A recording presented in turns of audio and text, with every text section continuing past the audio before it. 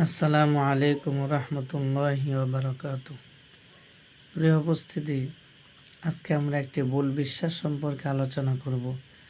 সেই ভুল বিশ্বাসটা হলো, আমরা অনেকে ধারণা করি পৃথিবী এটা গরুর শিংয়ের উপরে অবস্থিত, আর সেই গরুটি একটি মাছের পেটে দণ্ডায়মান।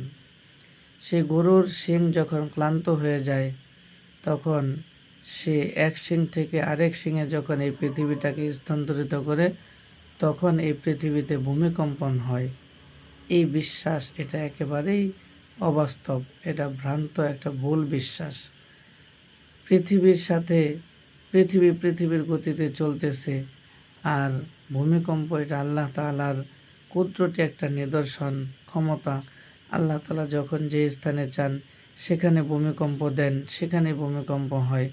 এখানে গরুর ষাঁড়ের শিংয়ের সাথে কোনো সম্পর্ক নেই। যদি ভূমিকম্প এমনই হতো, তাহলে তো সারা পৃথিবীতে একসাথে একই সময়ে ভূমিকম্প হইতো। অথচ আমরা দেখি এমনটা না।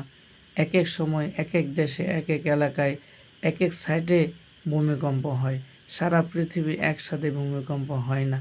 তাহলে আমরা বুঝতে পারলাম এই গল্প কাহিনীটা একেবারেই অবাস্তব, একেবারেই বানোয়াট। এর সাথে কোরআন ও হাদিসের কোনো ন্যূনতম সম্পর্ক নেই। আল্লাহ তাআলা আমাদেরকে এ ধরনের ভিত্তিহীন উদ্ভট বিশ্বাস থেকে হেফাজত করুন। আমিন।